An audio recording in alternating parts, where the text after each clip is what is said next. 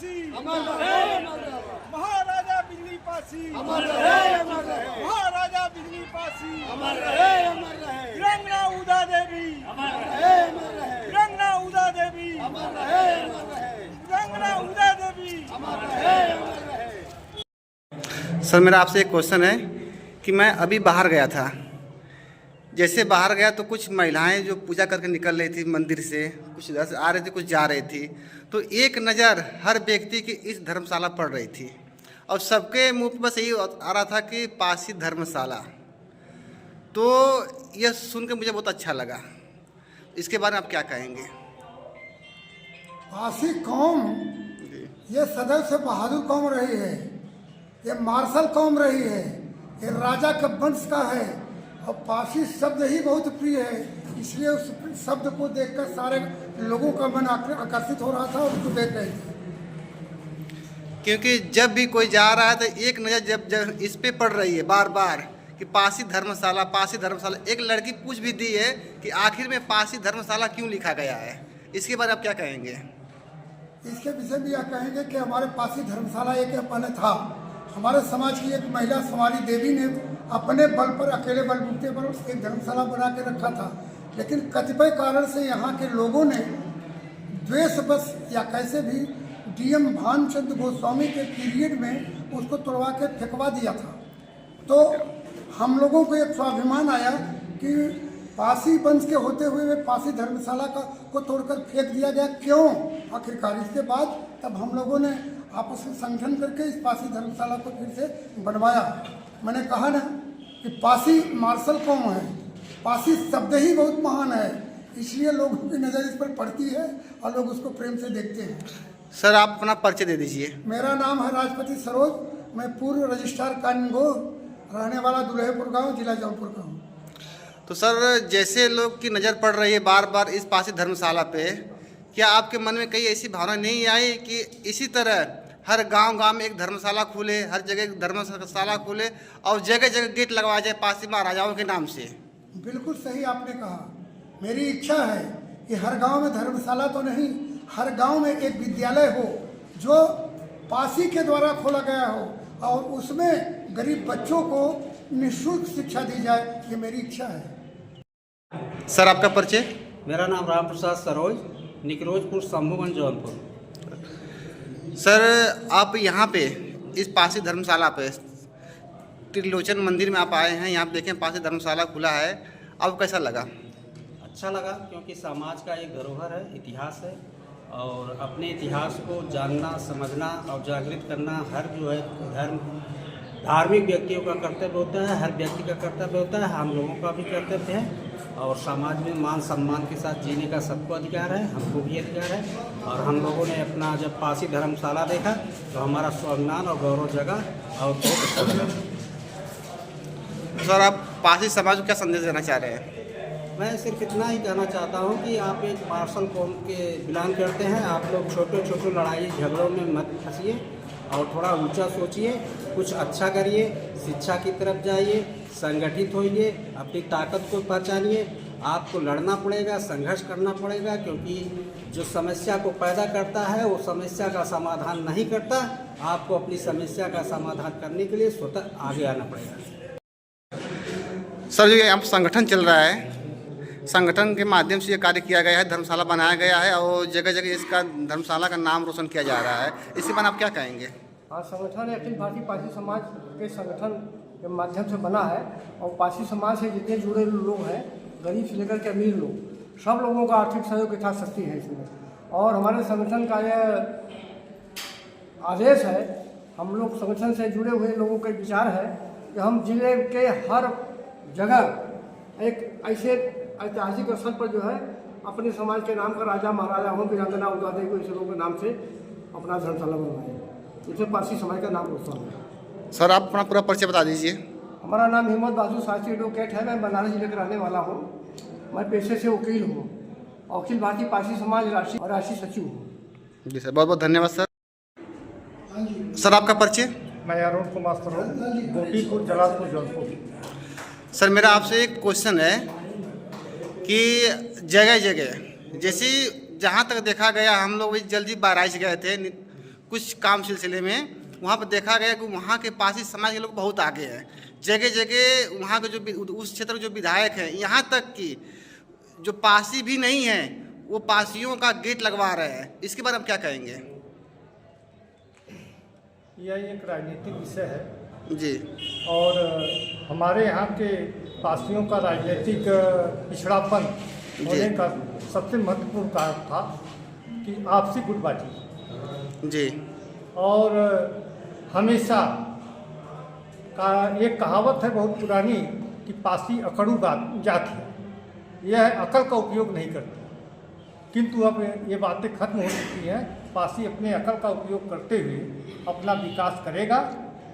और आज इस त्रिलोचन महादेव में जो भव्य मेला लगा हुआ है, आज से बहुत पूर्व में देखेंगे तो यह सही माने में पासी ही नागवंशी थे और नागवंशी ही शिव के पुजारी थे। जब भी युद्ध करने जाते थे तो ये शिवलिंग को अपने कांधों पे रख करके ही युद्ध करने जाते थे। तो यहाँ पे जो हमारा धर्मशाला है यह एक ऐतिहासिक धर्मशाला है और जिसको हम संजोने का काम किए। सर, आप जीते जी तो एक ऐसा पुण्य कर गए हैं, आज में आपको बार बार याद किया जाएगा। जो त्रिलोचन मंदिर में आप जो ये बनवाए हैं धर्मशाला, आप लोग की टीम बनाई, आप बनवाए, मिलकर बनवाए आप लोग हैं, इसमें आपका बहुत बड़ा योगदान था। इसके बारे में आप क्या कहेंगे?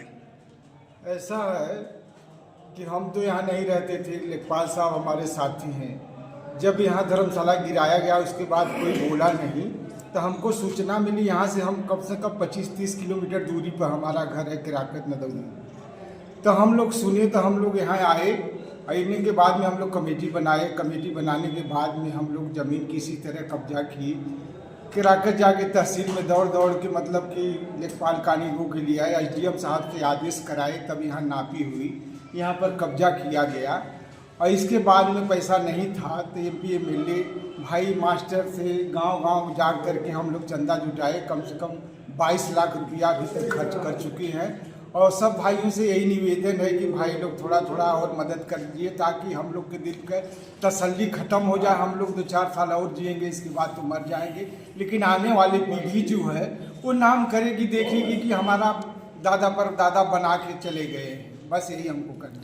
सर, आपका ये कहना है कि जब तक आप लोग जैसे जवानी होता है, जैसे आप लोग जवानी में थे तो बहुत आप लोग लड़ाई लड़ी समाज के लिए, बहुत कार्य समाज के लिए किए, वही आज ये देन है कि ये धर्मशाला खड़ा हुआ है। तो किसी न किसी तरह चंदा जुट के आप लोग मांग कर धर्मशाला को बनवा दिए हैं। और आप लोग का ये कहना है कि थोड़ा मोड़ा जो काम बचा हुआ है फिर चंदा चुटकी मांगा जाएगा और इसको काम को पूरा निपटाया जाएगा। हाँ, जब तक हम लोग अभी जीवित हैं थोड़ा थोड़ा मांग करके काम को निपटाने की इच्छा है बच्चे, यही हमारी लास्ट इच्छा है हम लोग। तो आप समाज से यही कहना चाह रहे हैं कि समाज आपकी मदद करे इस धर्मशाला को बरकरार रखने के लिए? बिल्कुल बिल्कुल, हमारी इच्छा निवेदन, नम्र निवेदन है कि हमारी समाज ये धर्मशाला को पूर्ण कर दे हम लोग को जीते जीते, ताकि हम लोग के आत्मा के मरने के बाद शांति मिलेगी कि हाँ हमारा धर्मशाला बन गया, हमारे आने वाली पीढ़ी है जागृत। अब अपना पूरा परिचय बता दीजिए। हमारा घर तो हमारा नाम तो है लालजी सरोज, यहाँ धर्मशाला का मैं अध्यक्ष हूँ। इसके पहले दूसरा कोई था, वो बम्बई चले गए हैं। हमारा घर है किराकत नदौली गांव है, लालजी सरोज। तो ये धर्मशाला कहाँ पड़ता है? यहाँ है रेहटी गांव में पड़ता है। त्रिलोचन महादेव मंदिर है लेकिन ग्राम रेहटी में पड़ता है।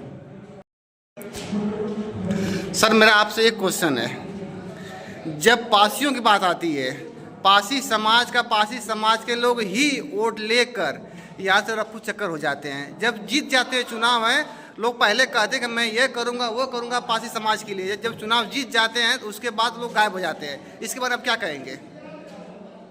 इसमें तो हम लोगों को कोई भी राजनीतिक पार्टी के कोई भी नेता आते हैं तो हम लोगों को सबसे पहले संगठित होकर के एक मंच पर अपने समाज के लोगों के विकास के बारे में और इसे समाज के जो साथ सौतेला व्यवहार हो रहा है उनके साथ है ऐसा न हो, उनके लिए उनको प्रतिबद्ध करना चाहिए और इसके तौर पर अपने समाज को जागरूक करना चाहिए कि ऐसे लोगों को बहिष्कार करें, ऐसे लोगों को वोट न दें जो हमारे समाज की अवहेलना करते हैं और एक मंच पर आकर के हमको एक मत से किसी ऐसे पुरुष का चुनाव करना चाहिए कि जो हमारे समाज के लिए उत्थान का काम कर सके। आप हमें ये बता दीजिए, किसी भी दल का सांसद या विधायक हो, वो पासियों का वोट ले लेकर आज सांसद विधायक मंत्री बन जा रहा है, लेकिन पासी का जब गेट लगवाने की बात आती है तो वो टाल देता है बाला फुसला कर। इसके बारे में आप उनको क्या कहेंगे? पहली बात तो ऐसे लोगों को हमें चिन्हित करना चाहिए।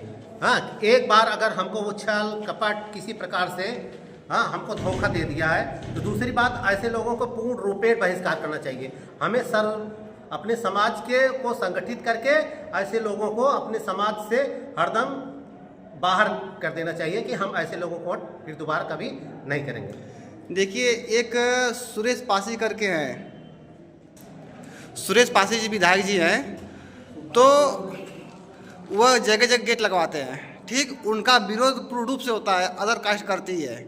वह हमारे पासी समाज के राजाओं महाराजाओं को वह अपना अदर कास्ट बताती है। इसके बारे में आप क्या कहेंगे?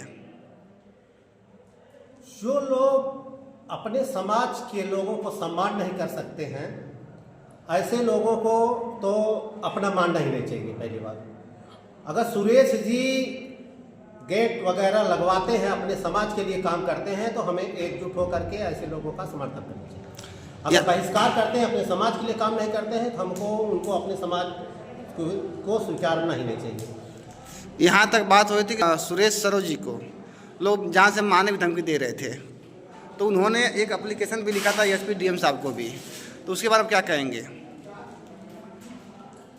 भाई, लोकतांत्रिक व्यवस्था है, लोकतांत्रिक व्यवस्था से हमको जो है कि वो तो सही कि एप्लीकेशन दिए, सुरक्षा मांगे, लेकिन हमारे समाज के लोगों को जो हमारे लिए हमारे नेताओं के साथ ऐसा कर रहा है, तो हम समाज के लोग एकजुट होकर के एक साथ होकर के सुरेश भाई का साथ दें, हर मोड़ पर उनके साथ खड़े रहें। जितने सांसद विधायक हैं सत्ता पक्ष या विपक्ष पक्ष में, अब तक वह जो सांसद विधायक बन चुके हैं, ठीक, अगर वो चाहते तो हर गांव में एक ना एक पासी समाज का गेट लगवा देते या मूर्ति लगवा देते।